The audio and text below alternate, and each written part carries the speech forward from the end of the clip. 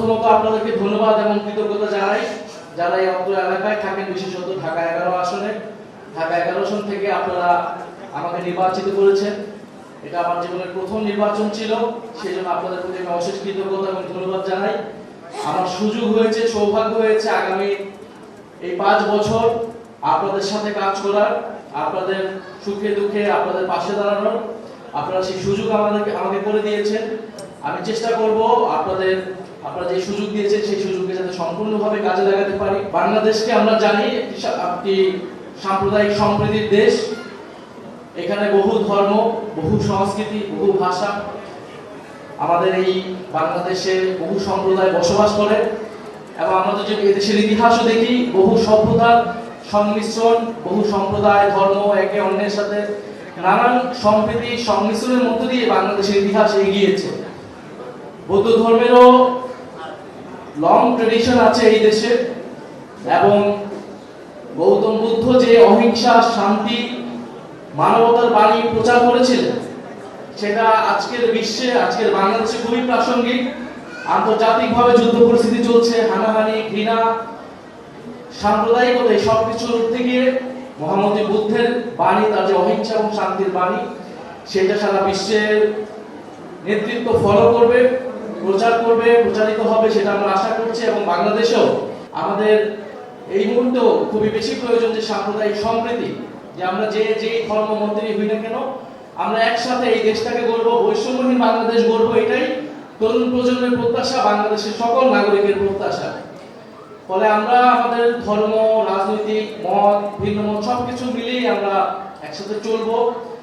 এবং বৌদ্ধ ধর্মের, আমরা জানি বাংলাদেশে আমাদের এই বাংলা অঞ্চলে বহু বিহার ছিল।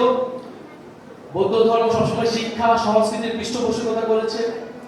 আমাদের সেই ইতিহাস এবং ঐতিহ্যটাকে আমাদেরকে ধারণ করতে হবে, আমাদের জাতীয় ঐতিহ্যের অংশ আমরা মনে করি। এবং এই যে আন্তর্জাতিক বৌদ্ধ বিহার, এই ঢাকা 11 আসনে অবস্থিত, এই ধর্মীয় ধর্মকেন্দ্র, প্রার্থনা কেন্দ্র হিসেবে এটি অত্যন্ত গুরুত্বপূর্ণ। আমাদের সামাজিক সংহতি, ঐক্যের একটা কেন্দ্রবিন্দু হতে পারে এই ধরনের ধর্মীয় প্রতিষ্ঠানগুলোকে। মাননীয় মন্ত্রী আছেন, সরকারের প্রতিও আমাদের আহ্বান থাকবে, এবং অত্র এলাকার এমপি হিসেবে আমি মাননীয় মন্ত্রী আর স্থানীয় সরকার মন্ত্রীর কাছে আবেদন জানাবো যে এই আন্তর্জাতিক বৌদ্ধ বিহারকে আমরা আরো কিভাবে, এই প্রতিষ্ঠানটিকে আরো কিভাবে আমরা এটার অবকাঠামোগত, এটার আরো আনুষঙ্গিক আমরা উন্নয়ন করতে পারি।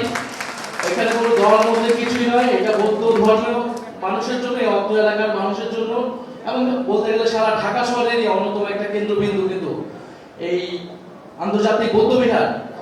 এবং আমার জায়গা থেকেও যেহেতু 5 বছরের সুযোগ পেয়েছি, এমন কিছু একটা করে যাওয়ার চেষ্টা করব, অবকাঠামোগত হোক। আমি শুনেছি, এর আগেও বসেছি আপনাদের সাথে, এখানকার নেতৃত্বের সাথে, এখানে শিক্ষা প্রতিষ্ঠান করার, আপনাদের যে ঐতিহ্যগত শিক্ষা ব্যবস্থা আছে সেটাকে চালু করার আপনাদের পরিকল্পনা রয়েছে।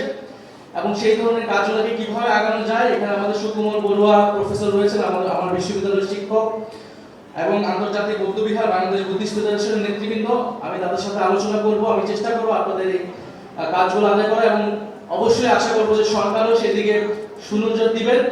এবং সর্বশেষে আপনাদেরকে আবারও শুভ বুদ্ধি পূর্ণিমা জানাচ্ছি, এবং এই দেশের যাতে মঙ্গল হয় আপনারা সেই জন্য আজকে প্রার্থনা করবেন। আমাদের দেশ, এই দেশকে নতুন করে আমরা গড়ে তুলতে চাই। এই তরুণ প্রজন্ম আমাদের দেশের অর্থনীতি, সমাজ, সংস্কৃতি কিভাবে আমরা উন্নত করে বিশ্বের বুকে দাঁড়াতে পারি ঐক্যবদ্ধভাবে, সেই ঐক্যের বাংলাদেশ, বৈষম্যহীন গণতান্ত্রিক বাংলাদেশ যাতে আমরা গড়ে তুলতে পারি।